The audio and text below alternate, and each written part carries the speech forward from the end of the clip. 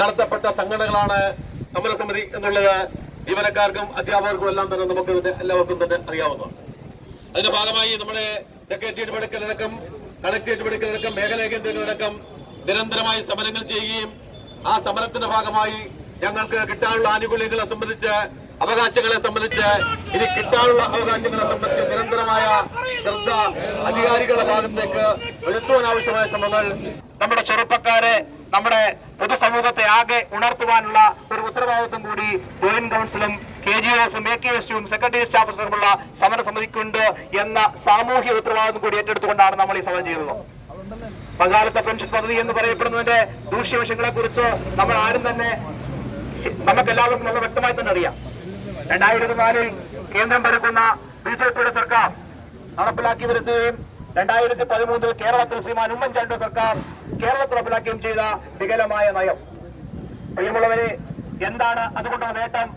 അതിന്റെ നേട്ടം എന്ന് പറയുന്നത് ഇവിടുത്തെ മുതലാളിമാർക്ക്, വിരലിലെണ്ണാവുന്ന മുതലാളിമാർക്ക് നമ്മുടെ സമ്പത്തിനെ, നമ്മുടെ ചെറുപ്പക്കാരുടെ, നമ്മുടെ ജീവനക്കാരുടെ, നമ്മുടെ അധ്യാപകരുടെ അവരുടെ അധ്വാനത്തിന്റെ ഒരു വിഹിതത്തെ അവർക്ക് ചൂതാട്ടം ചെയ്യുവാൻ, ഷെയർ മാർക്കറ്റിൽ ഇഷ്ടം പോലെ ചൂതാട്ടം ചെയ്യുവാൻ ആവശ്യമായ നടപടികൾ നൽകുന്നു എന്നുള്ളതാണ് അതുകൊണ്ടുള്ള ഏറ്റവും വലിയ നേട്ടം.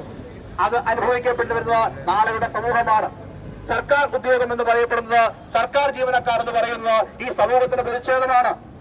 നമുക്കറിയാം, കേരളത്തിൽ, പ്രത്യേകിച്ച് കേരളത്തിൽ സർക്കാർ ജീവനക്കാർ എന്ന് പറയുന്നത് സാധാരണ കുടുംബങ്ങളിൽ നിന്ന് വരുന്നതാണ്. സാധാരണ കുടുംബങ്ങളിൽ കശുവണ്ടി തൊഴിലാളിയും കയർ തൊഴിലാളിയും ഓട്ടോറിക്ഷ തൊഴിലാളിയും ഒക്കെ വീട്ടിൽ നിന്ന് സാധാരണക്കാരായ ആളുകൾ പഠിച്ച് നന്നായി രാത്രികളെ പകലുകളാക്കി നന്നായി പഠിച്ച് വിദ്യാഭ്യാസം നേടി കൊണ്ട് മാത്രമാണ് ഈ സർവീസിലേക്ക് വരുന്നത്. സർക്കാർ സർവീസിൽ വരുന്ന പ്രധാനപ്പെട്ട ആകർഷണം എന്താണ്? അടുത്തൂൺ പറ്റിയ ശേഷം, പെൻഷൻ പറ്റിയ ശേഷം തന്റെ അവസാന കാലഘട്ടത്തിൽ, തന്റെ ശിഷ്ട കാലഘട്ടത്തിൽ തനിക്ക് ജീവിക്കാൻ ആവശ്യമായ തുക ലഭ്യമാകുമെന്ന സ്റ്റാറ്റ്യൂട്ടറി പെൻഷൻ എന്ന് പറയുന്ന എല്ലാവർക്കും ലഭ്യമായ ഒരു സംരക്ഷിത പെൻഷൻ എന്ന മുഖ്യ ആകർഷണം കൊണ്ട് തന്നെയാണ് കേരളത്തിലെ ചെറുപ്പക്കാർ, വിദ്യാസമ്പന്നർ ഈ പറയുന്ന സർക്കാർ ജോലിയിലേക്ക് എത്തപ്പെടുന്നത്. അതുകൊണ്ടുണ്ടാകുന്ന സാമൂഹ്യ സുരക്ഷ ചെറുതല്ല.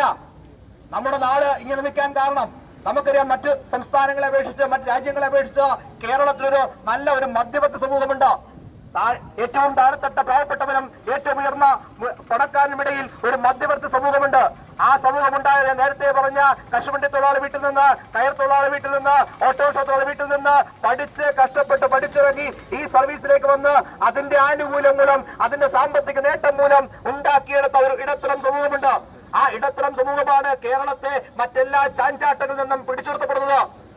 ആ സംവിധാനത്തെ പാടെ തകർക്കുന്ന ഒരു അവസ്ഥയിലേക്കാണ് പോകുന്നത്. നമ്മുടെ നാടിനെ എങ്ങനെ തകർക്കാമെന്ന് മുതലാളിത്ത ചേരികൾ, മുതലാളിമാർ കൂലങ്കഷമായി ചിന്തിച്ചതിന്റെ ഏറ്റവും വലിയ പ്രോഡക്റ്റ് ആണ് പങ്കാളിത്ത പെൻഷൻ പദ്ധതി.